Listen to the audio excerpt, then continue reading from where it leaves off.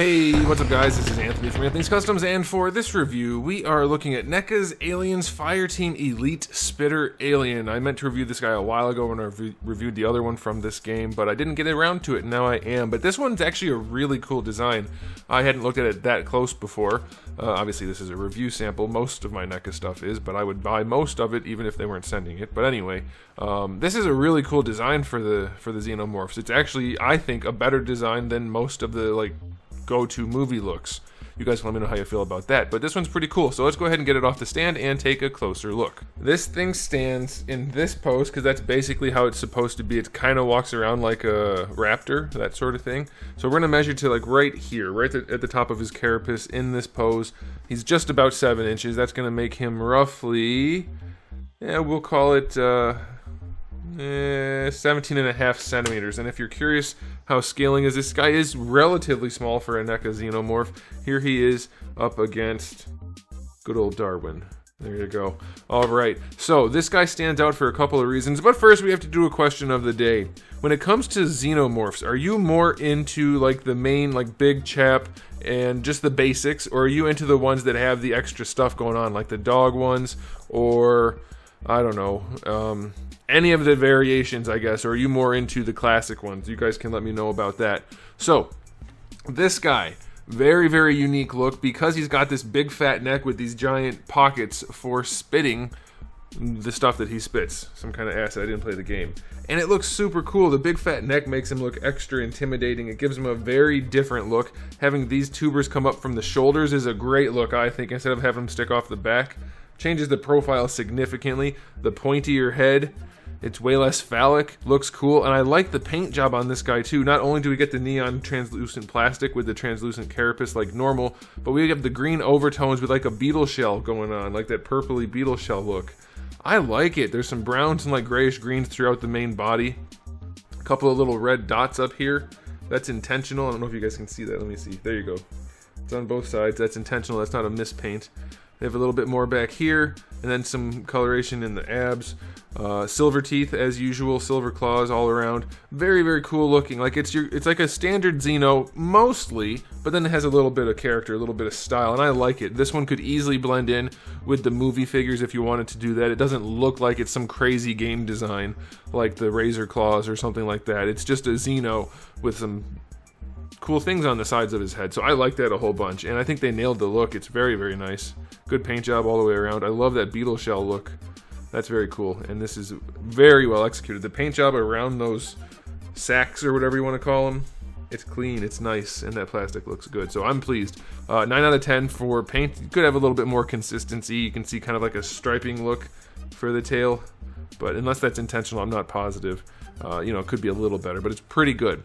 Now, as far as accessories go, you're kind of out of luck. All you get is a black display stand. And now, the only reason I'm not going to complain about this black display stand is because this guy is meant to stand on his feet like this. There's a lot of weight going forward. It's not exactly a practical thing in real life, especially for a piece of plastic. So the display stand makes this guy able to stand the way he's meant to based on the game. So I can't fault them for including a display stand for that and making it you could technically lean it on its tail, but it's not going to look right, and I even have it standing up a little bit more upright than I should, so that's okay, but still accessory wise 0 out of 10. Now, as far as articulation goes, we are limited more than you might guess, or more than usual. It's what you might guess. See if I can speak English properly. The head goes that far forward. Going back goes pretty far, so that's nice because he is meant to lean forward, so I do like that. And then you do get rotation, and there is some lean, but I think that's mostly just flex. It feels to me like mostly it's going to be just the rotation and the leaning like that. No leaning side to side. But that's going to be enough. You should be able to pose it well enough like that. Shoulders are pretty standard. Get your swivel hinge. There you go. Full rotation other than where this thing is. For the elbow, it's just a single jointed elbow, swivel hinge. So that's where your regular bend is. Better than 90. That's good. And then you get your swivel out of that. No traditional bicep swivel there. Wrists have a swivel and a hinge right there. And then the torso, let's see what kind of range we get out of this. Goes forward only about that far. It goes back pretty far. That's a decent amount of range. I'll take it. Side to side is really good. Really good. That's awesome. So that's a pretty good amount of range. And of course you get your rotation. So I like that. For the hips, it looks like they're ball sockets. That's what it feels like. That's what it looks like. So you get your full rotation this way. They're not loose, so that's very good, especially given the pose he needs to be in. And you get this much range going this way. That's fine. Thigh swivel is obviously limited due to this. That's okay. For the knee, we have a joint here and a joint here. This one swivels at the top for a little bit of extra range.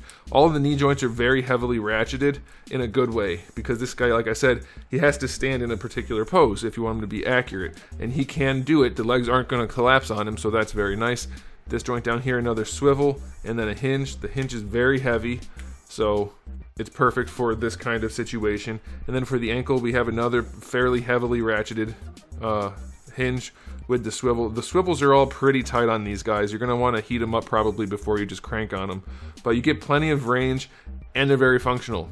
So the joints on this guy, they're all pretty tight. They get plenty of range, and they're pretty functional. I can't really complain. Granted, he's not going to be in a ton of crazy poses because he's supposed to just be in like an attack pose.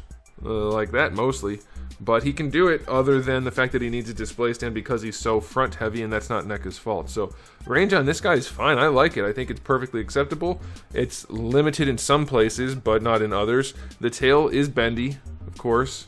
I always almost forget to do the tail. I don't know what that is. But it's pretty bendy. We lose bend right about here. So I think they could have eked out a little bit more. But it'll work. You get your rotation out of it if you want to. I think that's fine. I like the shorter tail too. I think that's a cool look. It does have kind of like a raptor vibe to it. So that's nice, I think. Anyway, it's not bad. I think it's pretty good. The articulation, I'll give it an 8. It's pretty good. You should be able to do what you want. You will have balancing issues due to the fact that he's meant to lean over. Nothing you can really do about that. And the display stand does make up for it. It's got some meat to it, so I think that'll help. So I'm gonna give this guy an overall rating of 9 out of 10. It's exactly what it should be. They did a good job with the paint job. They did a good job with the sculpt. The articulation definitely is more than enough for the character. It's not like he needs to do martial arts poses or anything. Oh, I didn't mention the jaw. How did I forget to mention the jaw? What kind of bum am I? The jaw opens and closes as you would expect. So it's closed, looks nice, lines up nice, the teeth look good. And then when you open it, I don't like that you can see the top of the musculature. That does happen sometimes on these because there's no place for it to go, so they have to trim it.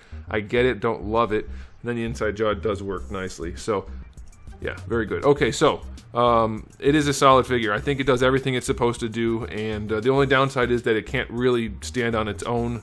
But there's nothing they could have done other than make the tail out of lead so that he'd be balanced. But this is fine. I like it. I think if you're into Xenomorphs, this is one you might want to pick up because it's unique enough that it stands out, but it's not one of those crazy ones. That's my take. Let me know how you guys think about it, how you feel about it in the comment section below. Thanks for watching. If you enjoyed the video, please do give it a thumbs up. If you didn't, thumbs down is fine too. That's okay. And if you want to share it, either for good or bad reasons, I like that. That's good. That's algorithm stuff. It's all good. And if you haven't subscribed, you should do that because I have new videos every single day but Wednesday, and thousands, literally thousands on the channel already. So make sure you come back for all of that. And in the meantime, keep collecting.